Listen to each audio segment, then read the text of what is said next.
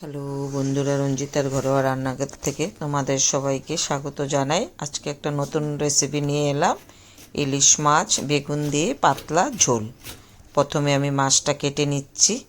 তোমাদের কাছে ছোট্ট অনুরোধ থাকলো, শুরু থেকে শেষ অবধি দেখো, আশা করি ভালো লাগবে।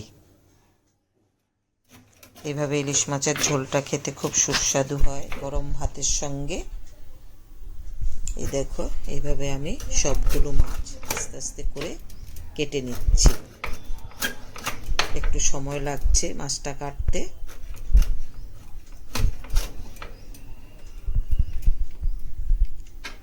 সবগুলো মাছ আস্তে আস্তে করে আমি কাটছি। খুব ভালো ছিল ইলিশ মাছটা। এবার বাকিগুলো পিস পিস করে কেটে নিচ্ছি।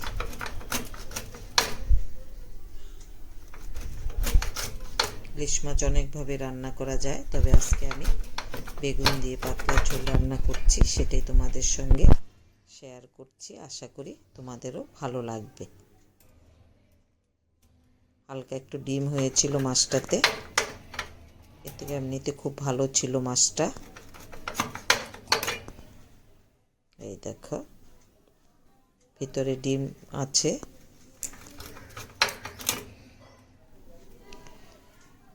মাছটা আমার কাটা হয়ে গেছে। এবার যতটা রান্না করব সেগুলো আমি নুন হলুদ দিয়ে মেখে নিলাম। এবার কড়াতে আমি সর্ষে তেল দিয়ে দিচ্ছি। তেলটা গরম হয়ে গেছে। এবার আমি মাছগুলো সব ভেজে নেব হালকা করে। ইলিশ মাছ বেশি ভাজতে হয় না, তো হালকা করে ভেজে নিচ্ছি। সঙ্গে থাকবে ইলিশ মাছ ভাজা। মাছটা ভাজা হয়ে গেছে, এবার আমি তুলে নিচ্ছি। খুব সহজ রেসিপি।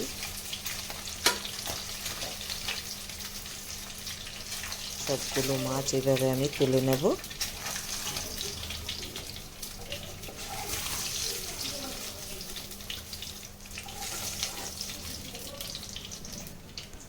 এই দেখো, এরকম করে ভেজে নিয়েছি। এবার বেগুনগুলো নুন হলুদ দিয়ে ভেজে নিলাম।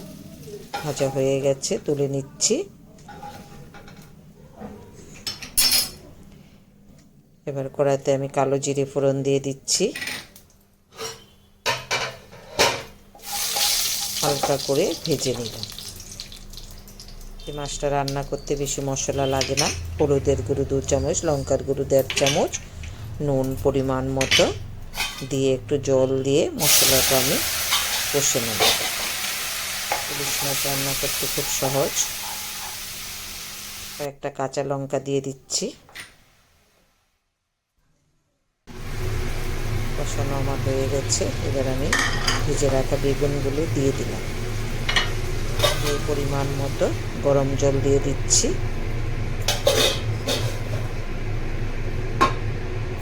ঢাকা দিয়ে দিলাম বেগুনগুলো সিদ্ধ হওয়ার জন্য। সিদ্ধ হয়ে গেছে। এবার ভেজে রাখা মাছগুলো দিয়ে দিলাম। ঢাকা দিয়ে দিলাম।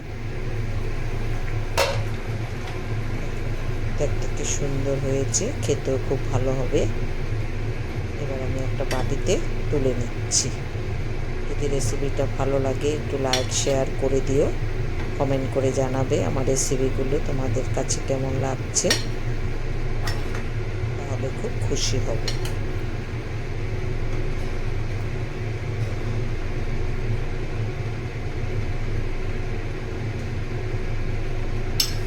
দেখতে এরকম হয়েছে। সবাই ভালো থেকো, সুস্থ থেকো, আর পাশে থেকো। এইভাবে নতুন নতুন গল্প নিয়ে তোমাদের কাছে আসবো।